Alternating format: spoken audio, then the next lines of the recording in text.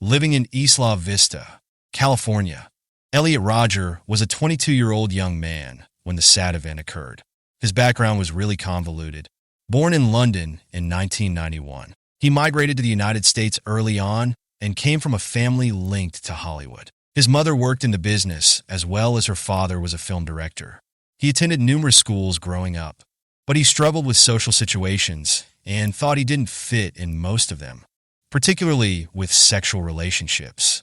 His social life was characterized of loneliness, isolation, and a need to be part of social circles he was unable to access.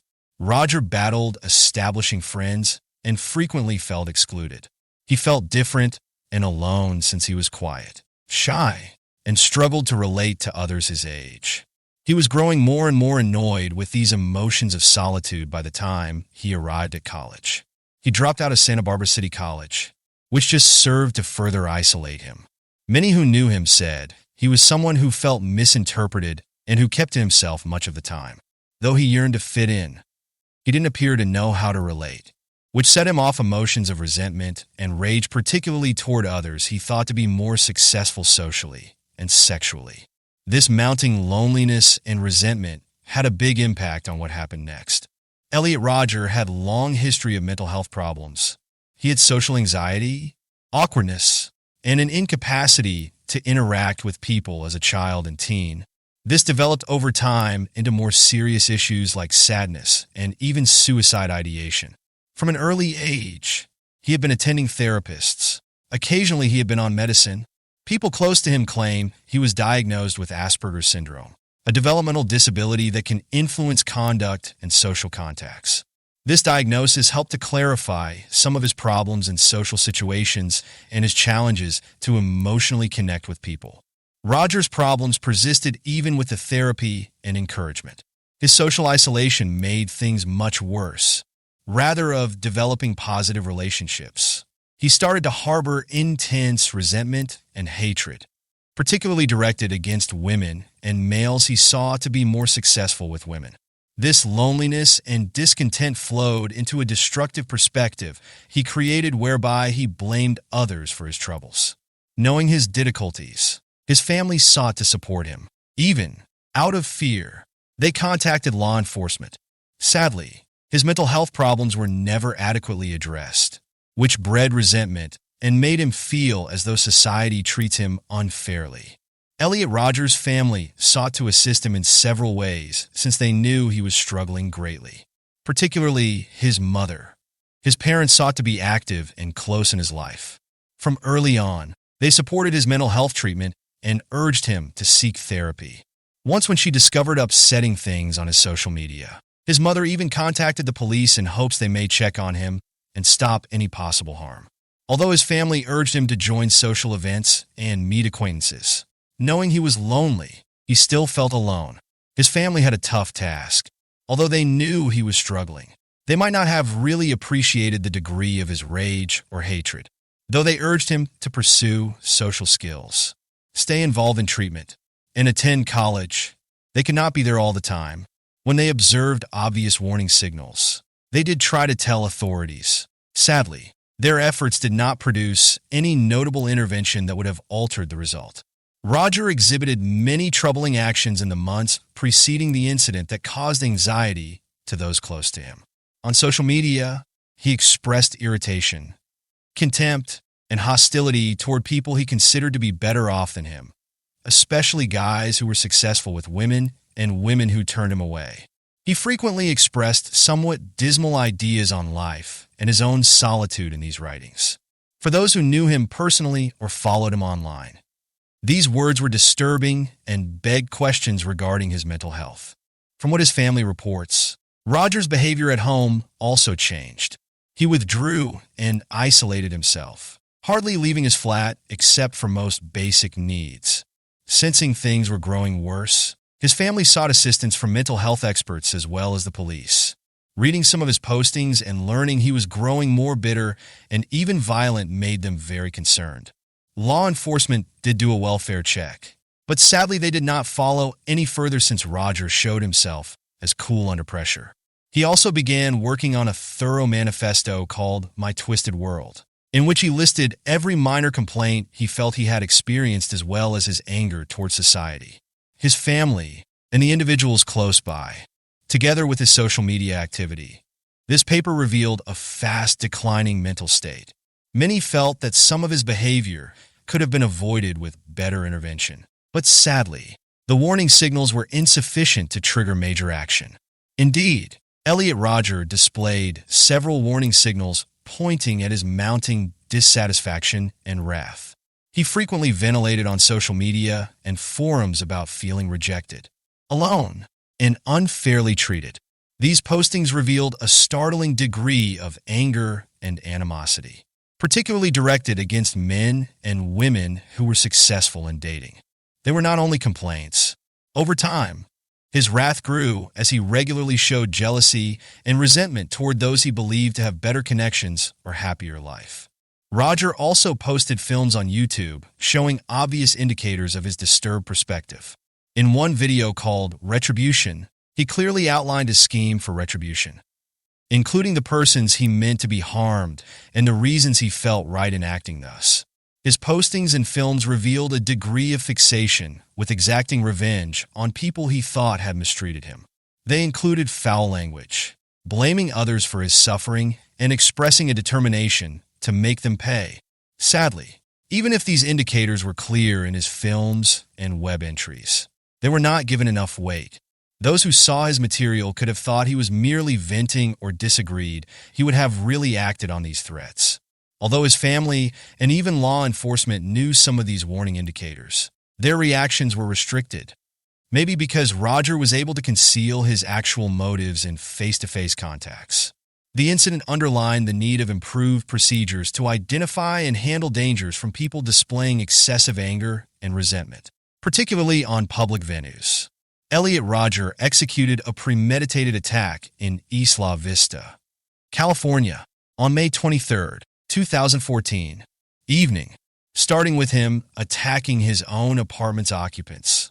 The events took place in several phases.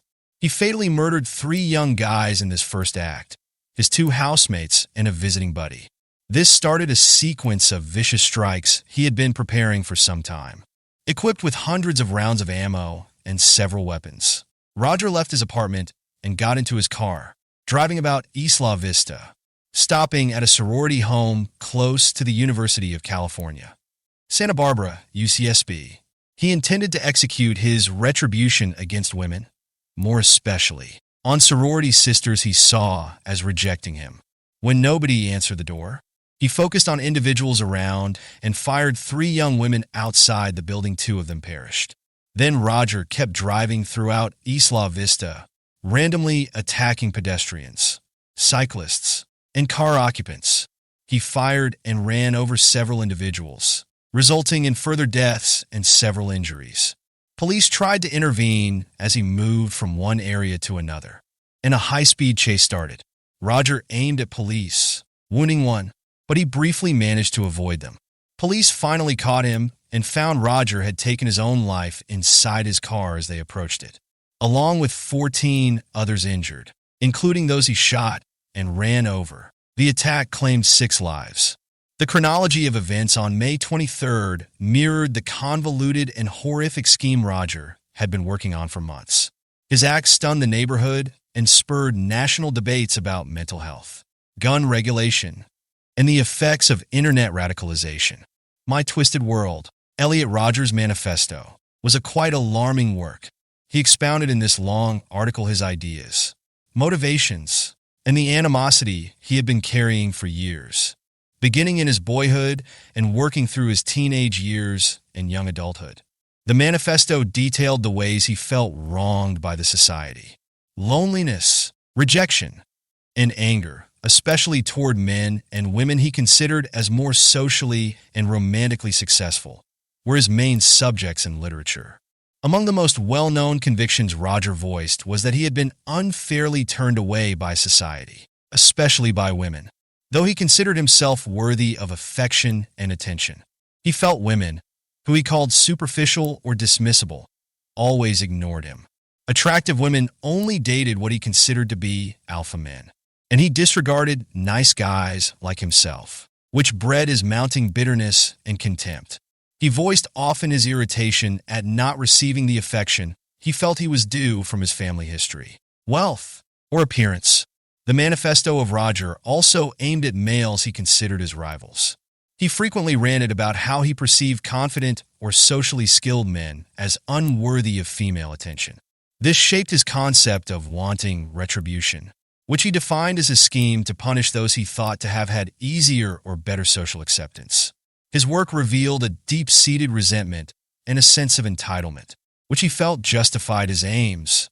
Sadly, the manifesto served as both a thorough narrative of his intended retribution and a personal journal of his complaints, therefore illuminating the profoundly disturbed attitude that preceded the catastrophe. The negative views about Elliot Rodger were greatly reinforced by his internet presence. He visited several internet sites where individuals discussed social rejection and dating as significant causes of annoyance.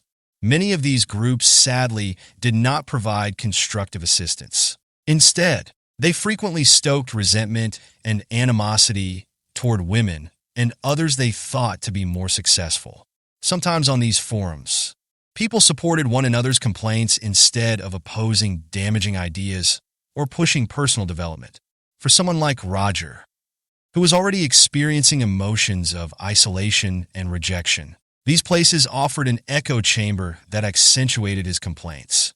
Roger found individuals who agreed with him in these sites, therefore validating his bad emotions.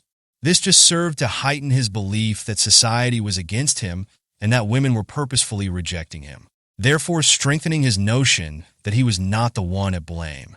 He grew more extremist in his ideas the more he participated in these forums. He started to see society as essentially defective and his circumstances as bleak. Like-minded people's constant validation online helped him to become increasingly enraged and drove him down a sinister route. He also posted videos and messages online where he freely expressed his wrath and discontent, especially the one he labeled retribution. These movies clearly expressed his ideas and intentions. Although he might have assumed these postings were a means of validation or attention, they turned out to be a record of his declining mental state, rather of discovering encouraging relationships or support. Roger's internet activity created a negative loop that finally helped explain his behavior. Elliot Rodger had been getting treatment since he was a young child and was working with mental health experts before the attack. Early on, his parents saw he struggled with socializing and building friendships. Hence, over the years, they sought treatment and counseling for him. Roger's circumstances did not much change despite their best attempts, and his frustration and rage kept developing. He visited mental health experts more regularly in the months before the attack, but he still kept many of his worst thoughts secret. As his behavior grew more unpredictable, particularly in light of his online posts full of upsetting remarks on his loneliness and rage, his family grew more worried. Concerned about the things he was posting online, his mother called the police and urged them to do a welfare check to make sure he wasn't a hazard to anybody else or himself. Police officials did react and paid Roger a visit at his Isla Vista house. But Roger kept his troubling ideas and ambitions secret, so persuading the authorities he was all right during the visit. The cops left, relieved he posed no imminent threat, not looking through his room or posing thorough inquiries. This interaction highlighted the difficulties law enforcement has evaluating possible hazards, particularly when people might hide their objectives. Roger's calm and logical demeanor during the visit might have caused police to think he was merely having minor problems rather than the intense fury he was really feeling. The lost chance for assistance brought attention to a weakness in the mental health and law enforcement reaction systems, which begged issues on the best approach to spot warning signals in like circumstances. Stopping events like the attack at Isla Vista is quite difficult, and Roger's case brought some of these issues to light. When it comes to intervening in someone's life, mental health professionals and law enforcement have little authority, especially if that individual does not freely express their opinions or intentions. Roger was able to conceal many of his unsettling ideas, therefore making it challenging for anyone to grasp the actual degree of his rage. He didn't completely open up about his darkest ideas, even though he was in therapy. which meant mental health specialists couldn't provide the help he really required. The difficulty is far more substantial for law enforcement. In situations like Rogers, where someone appears cool under a welfare check, authorities could find it difficult to move further without hard data of a threat. Privacy rules guard people from intrusive searches without probable cause. Hence, police have limited power if someone does not exhibit clear indicators of risk. Although Rogers' internet activities were unsettling, they did not specifically show he was preparing an assault, therefore restricting the available action law enforcement could take. Another problem is that mental health help is sometimes complicated and can need regular support over long periods of time, which is not always simple to keep. Regular therapy by itself is not necessarily sufficient to avoid harmful behavior for people like Roger, who can have complicated mental health issues. This event spurred debates on how we should keep an eye on and handle those displaying warning signals, including possible better cooperation among mental health professionals, relatives, and law enforcement, particularly with relation to welfare checks and gun control. The Isla Vista tragedy revealed numerous notable legal and procedural flaws. The handling of welfare checks revealed one of the largest disparities. Elliot Rogers' family contacted law enforcement looking for help as they grew worried about his mental health and possible risk. Although law enforcement personnel visited his flat for a welfare check, they lacked sufficient justification for acting further since Rogers seemed cool, collected, and cooperative during the visit. This brought attention to a major procedural flaw. Officials have limited authority in what they can do should someone not show clear indicators of a threat. Officers usually lack the jurisdiction to hold or interfere, even if someone has uploaded upsetting content online, unless they clearly state they intend to hurt someone else or herself. Gun rules presented still another problem. Despite his dubious mental health record and family worries, Roger was able to legally buy several weapons in the months before the attack. Generally speaking, federal regulations forbid those who have been involuntarily committed to a mental health hospital from purchasing firearms. Roger legitimately bought the weapons as he had no such record and wasn't underlined as a risk. This case begged issues regarding whether family members should have a say in preventing a purchase should they feel someone may be a threat, or whether background checks should incorporate more extensive mental health examinations. These gaps revealed that current laws could not adequately consider the complexity of mental health and that more protections could be needed.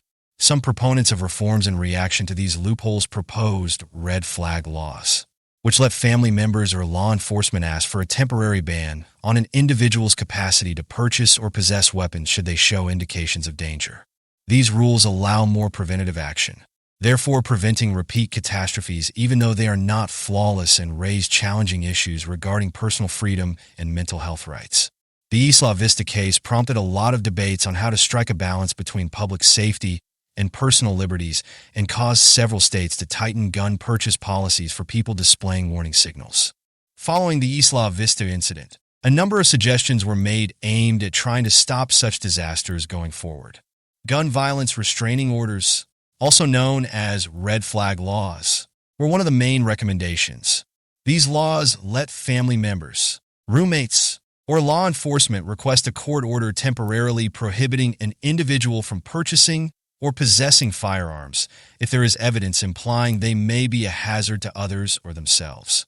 Following the tragedy, California, where the incident took place, was among the first states to enact such a law, which became known as the Gun Violence Restraint Order Act.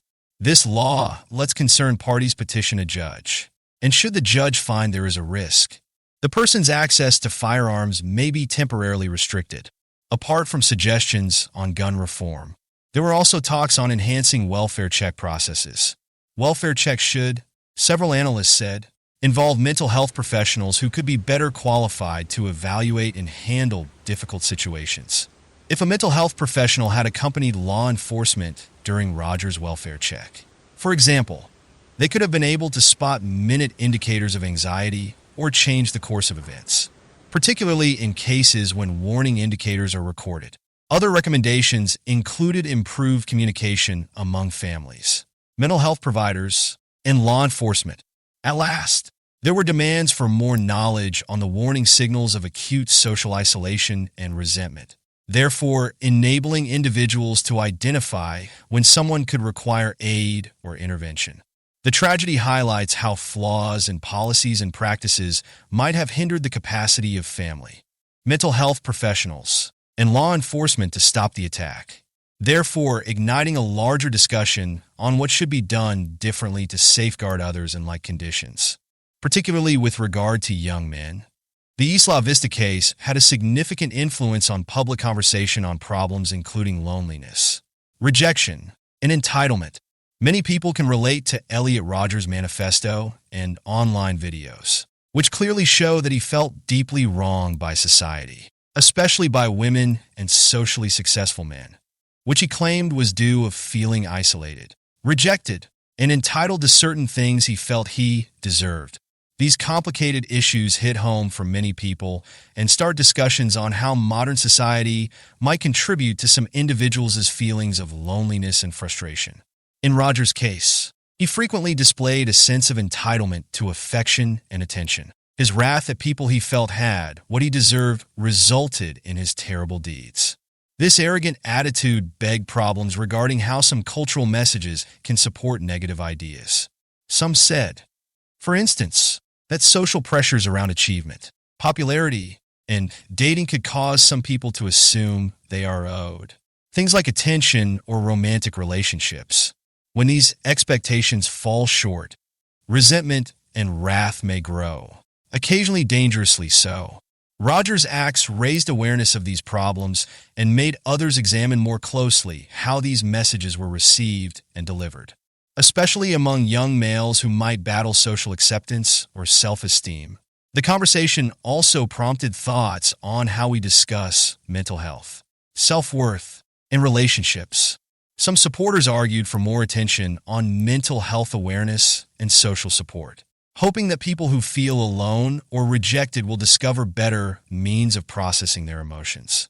Many participants underlined the need of teaching empathy, resilience, and self-reflection as means of helping people manage rejection more constructively and of breaking bad beliefs about entitlement, with an eye toward creating a more compassionate society. The case started more general societal dialogues about mental health, social expectations, and how people handle rejection. Rodgers' writings and videos reflected ideas shared by the incel, involuntary celibate subculture, which attracted notice in the Isla Vista case. Usually guys who feel disappointed by their lack of romantic or sexual interactions. Incels believe this is because women unfairly neglect them. Online, some incel groups propagate hostile or furious attitudes against successful men and women, usually attributing their lack of romantic success on them. In several of these internet forums, Rodgers was active searching for people who would affirm and repeat his frustrations, hence strengthening his sense of entitlement and resentment. The example underlined the risks of echo chambers in online groups, particularly those that encourage wrath and rejection rather than understanding and empathy. These groups can provide those who feel alone a sense of belonging, but at the expense of encouraging negative ideas.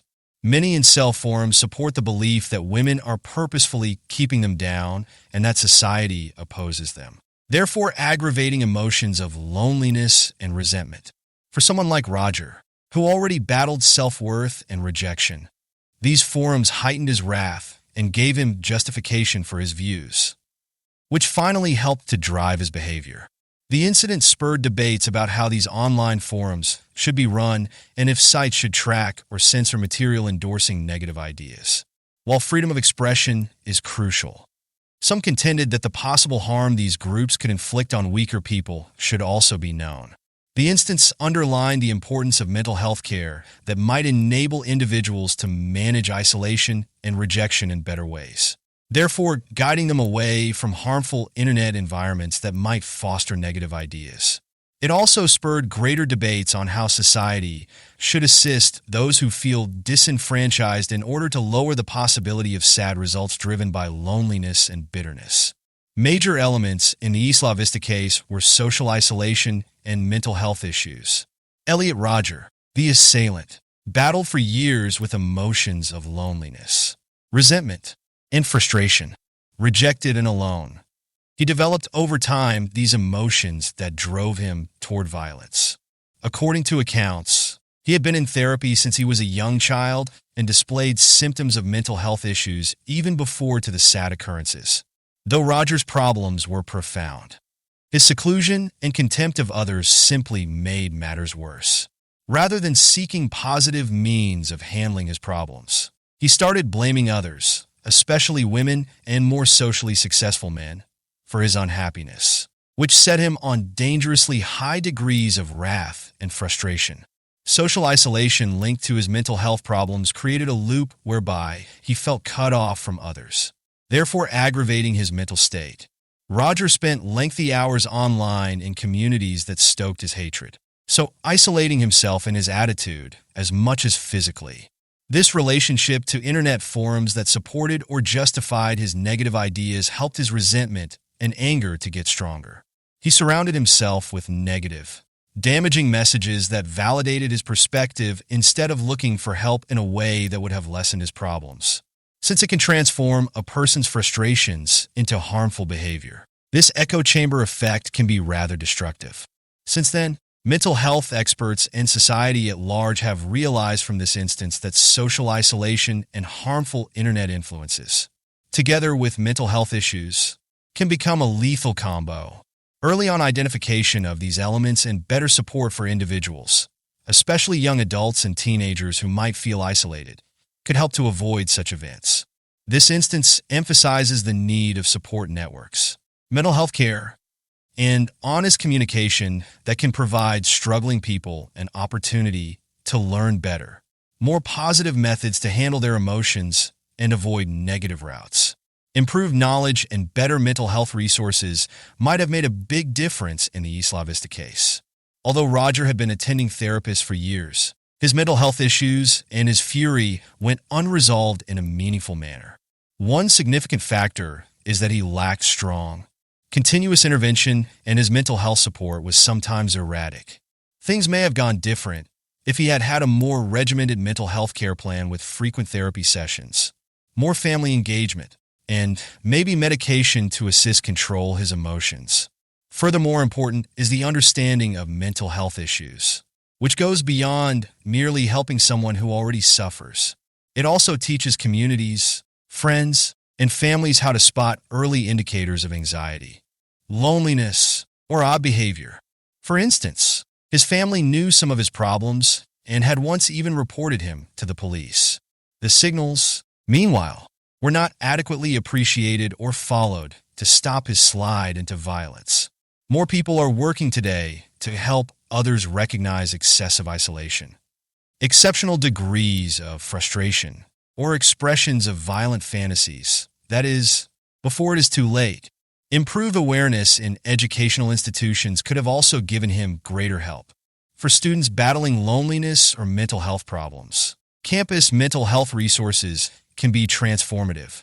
Educating kids about mental health, establishing safe environments for open communication about emotions, and motivating individuals to seek out treatment could help to avert events like Isla Vista. This story emphasizes the importance of a proactive, community-wide approach to mental health that transcends one or two isolated therapies and generates a network of support, understanding, and resources helping people before they approach a crisis point. Elliot Rodgers' life revolved heavily on online networks and forums, which shaped some of his views and stoked his rage. He spent a lot of time on mostly unmoderated websites that sadly drew people with complaints or concerns. Some of these groups, known as incel forums, short for involuntarily celibate, have members who felt dissatisfied in their social or romantic life and would often vent. While many expressed benign grievances, others supported negative or even violent notions. In these settings, Roger's complaints were not questioned, but rather encouraged and heightened by people who shared his opinions, hence producing an echo chamber whereby bitterness and resentment were continuously reinforced. Particularly for people who feel rejected or lonely, these internet communities can be quite influential. For Roger, these forums gave a group where his resentment towards society, especially women and more socially successful men, could be justified. These forums strengthened his resentment rather than helping him see fresh angles or motivating him to get professional advice, as he believed he was part of a greater group seeing things the same way he did. Over time, this setting could have made it simpler for him to defend severe actions. His decision to act on these emotions was probably justifiable as the people in these forums became, in his perspective, friends who understood his suffering and shared his wrath. Since then, there has been more attention on keeping an eye on such online communities and making social media sites answerable for damaging material, particularly from groups that espouse hate or violence. Several platforms now have tougher regulations and monitoring policies to find and delete damaging or violent postings, although online forums can be useful for those looking for connection. This example emphasizes the darker side of some internet environments where destructive and poisonous ideas can flourish unbridled. Knowing these internet impacts helps individuals and society to better assist those who might otherwise choose destructive routes. Online platforms and society have responded to and regulated destructive communities in the years following the Isla Vista catastrophe. Many social media sites and forums now have tougher policies and monitoring mechanisms in place since they understand the risk these areas can present. Platforms like Facebook, Reddit, and Twitter, now X, have developed policies meant to find and remove material encouraging violence or damaging ideas. Some online communities that support hate or violence are now more rapidly detected and taken down.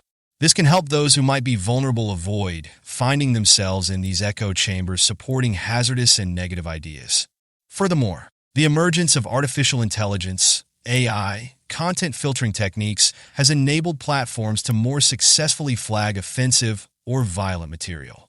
AI tools rapidly prompt moderators to review and, if needed, eliminate particular language patterns and keywords sometimes connected with harmful groups. Although this approach is not flawless, it is a progress in lessening the impact of poisonous online communities. Certain governments have also pressured social media firms, making them answerable for the material posted on their networks. Germany and other nations have tight policies on internet hate speech. Other nations have under consideration similar policies. Furthermore, under increasing attention is teaching youth about the possible risks associated with particular online communities. Schools, businesses, and mental health activists have begun developing courses instructing individuals, especially teenagers and young adults, how to analyze the online environments they interact with critically. This knowledge enables people to identify warning signals of dangerous ideas and motivates them to seek assistance should they feel caught or under influence of such organizations. The aim is to ensure that nobody feels so lonely or enraged that they resort to internet forums and harmful means of affirmation. Through platform policies, government action, and education, society is trying to lower the power of negative groups and establish safer online environments by confronting these communities from several aspects.